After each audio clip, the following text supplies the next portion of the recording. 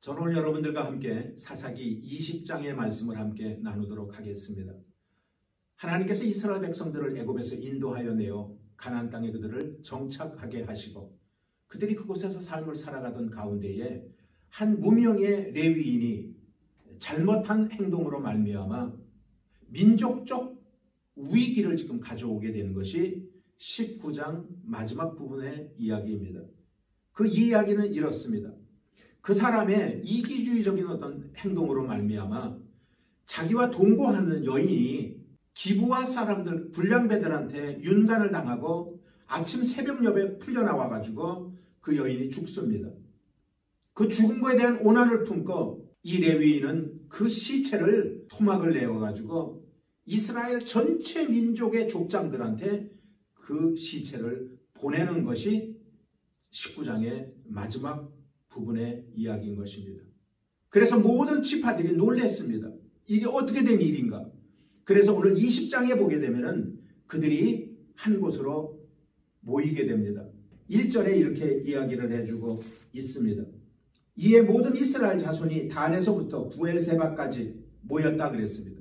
이스라엘의 모든 회중들이 일제히 모였다라는 것입니다. 그러면 그 모인 사람이 얼마나 될까? 2절에 보니까 온 백성의 어른 곧 이스라엘 모든 지파의 어른들은 하나님의 백성의 총회에 섰고 칼을 빼는 보병은 40만 명이었더라 그랬어요. 그러면 이들이 오늘 모인 목적이 무엇인가요? 무엇을 해결하려고 여기 모였나요? 우리는 잘못한 것이 없는데 어떤 사람이 잘못했느냐? 그것 따지러 그들은 거기에 모였다라는 것입니다. 3절에 보게 되면 이스라엘 자손의 미스바에 올라간 것을 베냐민 자손이 들었더라. 이스라엘 자손이 가로되 이 악한 일의 정형을 우리에게 고하라. 상황을 우리에게 고해라. 이 상황을 우리에게 면밀히 우리에게 보고를 해라. 그래서 옳고 그른 것을 자기들은 판단하려고 그곳에 모든 사람들이 모였다라는 것입니다. 오늘 사랑하는 여러분들이요, 레위인의 첩을 밤새도록 윤간하여 결국 죽게 한 것은 기브아 사람들입니다. 여러분들 잘 알다시피 기브아는 베냐민 지파에 속한 사람이라고 했어요. 그러니까 오늘 그 베냐민 지파에게 모든 것을 책임을 추궁하고 그거에 대한 책임을 지금 묻고 있는 것입니다. 13절에 보니까 그 비류를 우리에게 붙여서 우리로 죽여 이스라엘 중에 악을 제하여 버리게 하라. 이 요구가 뭡니까? 다시는 이런 일이 일어나지 아니하도록 그들을 제거해 버리라라고 이야기를 하고 있는 것입니다. 그런데 베냐민 사람들은 자초지정을 알아보려고 하지 않습니다. 정말로 기브아 사람들이 그 일을 행한 것인지 아니면 저 사람들이 오해를 하고 있는 것인지 정황을 살펴본 다음에 어떤 일들을 해야 되는데도 불구하고 무조건 그들은 거절을 하고 있는 것입니다. 오늘 사랑하는 여러분, 이런 것들이 사사기에 끊임없이 나오는 자기 소견대로 삶을 살았다라고 하는 그런 것들이 그들의 몸속에 배어 있다라는 사실인 것입니다. 그러다 보니 이스라엘의 나머지 지파와 베냐민 지파가 의견 충돌이 생깁니다. 그러니까 결국은 그들에게 해결점은 뭐냐? 싸움 붙는 것밖에 없는 것입니다. 만약에 이 일을 신앙적으로 접근을 해서 본다면은 이게 하나님이 보시기에 이게 옳은 일인지, 이 전쟁을 하게 되면은 우리 동족들끼리 하나님이 기뻐하실 것인지 이게 먼저 확인이 됐어야지 돼요. 그런 것들을 하나님께 물어보지도 않고 그들이 먼저 결정을 지은 겁니다. 그래 한번 붙어보자 그런 겁니다. 그리고 그들은 하나님 앞에 묻습니다. 하나님, 누가 먼저 앞장서서 한번 붙으러 나가볼까요? 라고 그들이 하나님 앞에 기도하는 것을 볼 수가 있습니다. 18절의 내용을 한번 읽어보도록 하겠습니다. 이스라엘 자손이 일어나 베델에 올라가서 하나님께 묻자와 가로되 우리 중에 누가 먼저 올라가서 베냐민 자손과 싸우리이까? 사랑하는 여러분, 그들이 지금 싸우는 것은 하나님의 나라를 지키기 위해서 싸우는 것이 아닙니다. 그들이 싸우는 이유는 다른 데 있지 않습니다. 마음먹었던 것을 관철시키기 위하여 지금 오늘 싸운다라는 사실. 그래서 끊임없이 이 사사기에 반복되어 나오는 말씀이 그때에 이스라엘의 왕이 없으므로 사람이 각각 그 소견에 옳은 대로 행하였더라. 자기의 소견대로, 자기가 생각한 대로 그들은 행동하였다라고 말하고 있는 것입니다. 그런데 가만히 그들의 기도하는 것 내면에는 이런 것들이 있을 것 같아요. 나 하나님의 자녀인데, 나 하나님의 백성인데, 그래서 하나님은 내 편일 것인데 하나님은 분명히 내 손을 들어주시겠지. 그렇다면 베냐민은 어떨까요? 마찬가지겠죠. 베냐민도 하나님의 자녀, 이스라엘 민족의 사람들인데, 그러니까 그들도 그랬을 것 같아요. 하나님이 내 편인데 내 손을 들어주실 거야 라는 그들은 생각을 가지고 싸움에 붙었을 것 같아요. 그런데 싸움의 결과를 보면은 사람이 도저히 생각지 못한 결과가 나왔어요. 왜 그러냐면은 이스라엘의 11지파의 군대의 숫자는 17절에 보니까 베냐민 자손 외에 이스라엘 사람의 칼을 빼는 자의 수는 40만 명이다 그랬어요. 그러니까 40만 명이에요. 이스라엘은. 그러면 베냐민은 몇 명이냐? 15절에 보니까 그때의 성읍들에서 나온 베냐민 자손의 수는 칼을 빼는 자가 모두 2만 6천 명이다. 2만 6천 명. 그리고 그 외에 기브와 거민들이 베냐민에 속했다고 그랬는데 기브와의 거민들이 700명이니까 2만 6,700명이에요. 2만 6,700명하고 40만 명이면 15배 차이입니다. 누가 이기겠습니까? 당연히 모든 사람들이 생각할 때는 상식적으로 이스라엘이 이긴다고 생각했을 것 같아요. 전쟁이 붙었는데 이스라엘이 졌어요. 그 이스라엘이 질 때 죽은 사람이 몇 명이냐면 2만 2천 명이 죽었다 그랬어요. 2만 2천 명이면은 아마 베냐민 사람들 전체 숫자하고 거의 비등할 정도일 거예요. 완패를 한 거예요. 졌어요. 그래서 그들이 하나님 앞에 나와서 울면서 하나님 앞에 기도를 합니다. 하나님 우리 편이시잖아요. 근데 어떻게 우리가 전쟁에 졌어요? 이거 뭔가 잘못된 것 같아요. 다시 나갈게요. 그리고 그들이 전쟁에 두 번째 나가서 전쟁을 합니다. 또 졌습니다. 그때 죽은 사람이 18,000명입니다.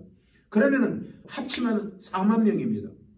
40만의 군대 가운데 4만 명이 죽었다고 그러면은 10분의 1이 죽은 거예요. 1할이 죽은 거예요. 많은 숫자가 죽은 거예요. 지금 베냐민 지파의 군대의 수가 26,700명이라고 그랬는데 그 숫자보다도 훨씬 많은 사람들이 죽은 거예요. 사랑하는 여러분, 왜 이런 일이 일어났을까요? 전쟁에 졌다면 왜 전쟁에 졌는지 이유를 하나님께 물어봤어야 됩니다.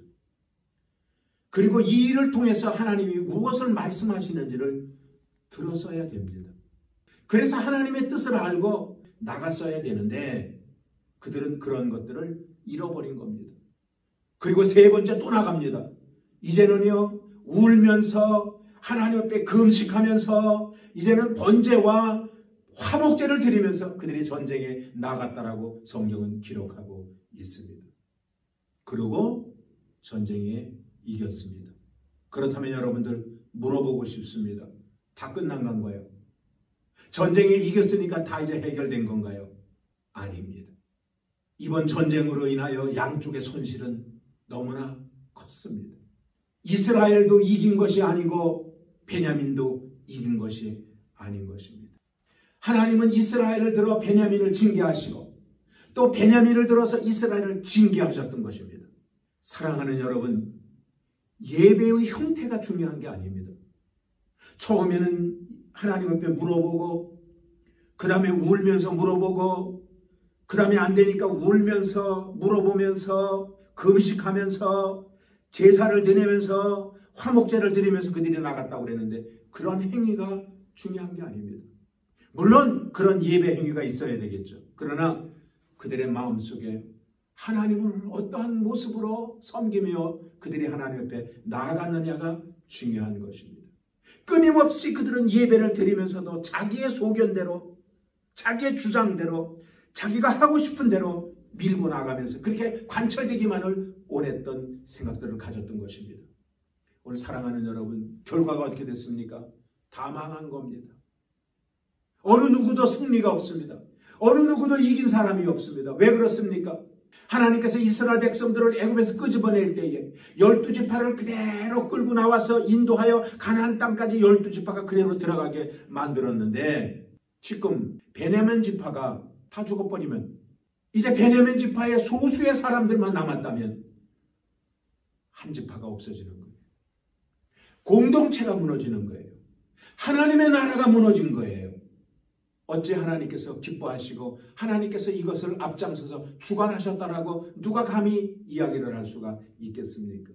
이것은 전적으로 그들의 욕심과 분노의 결과인 것입니다. 사랑하는 여러분, 이것은 분명히 하나님이 주신 승리가 아닙니다. 하나님이 하시고자 원하는 일이었었다면, 그것을 우리가 굳이 알아보고 싶다면 하나님은 양쪽 다 이스라엘도 베냐민도 모든 지파들을 하나님은 징계하시고 그들의 마음에서 그 소견대로 삶을 살아가는 마음을 끄집어내기를 하나님은 원하셨을 것입니다. 사랑하는 여러분, 우리의 신앙이 무엇일까요? 어제 주일 예배 때 여러분들에게 말씀드렸습니다. 신앙은 내 자신을 믿는 것이 아니라 하나님을 믿는 것이 신앙이라고 했어요. 끊임없이 사람들은 자기를 믿습니다. 자기가 주인이 됩니다. 그리고 이 땅의 삶을 살아가며 형식적으로 믿는다라고 이야기하는 사람들이 얼마나 많은지 모릅니다. 여러분들, 우리는 지금 사사기를 이제 내일이면 다 마치는데 인간의 소견대로, 인간의 계획대로, 인간이 왕이 되어서 삶을 살아왔던 것을 하나님은 지적하고 계신 것을 우리는 알 수가 있는 것입니다. 사랑하는 여러분, 끊임없이 악한 원수마귀는 우리에게 다가옵니다. 괜찮아, 그렇게 사는 거야? 그렇게 살아도 되는 거야? 우리는 더 이상 속지 말아야 됩니다. 어려운 이 세태에 우리 모두가 오직 주님 한 분만을 바라보고 주님이 기뻐하시는 것이 무엇인지, 주님이 나를 통하여 영광 받기를 원하시는 것이 어떤 길인지 우리가 그것을 발견하고 한 걸음 한 걸음 힘들더라도 걸어나가는 저와 여러분들이 되어지시기를 주님의 이름으로 축원을 드리겠습니다.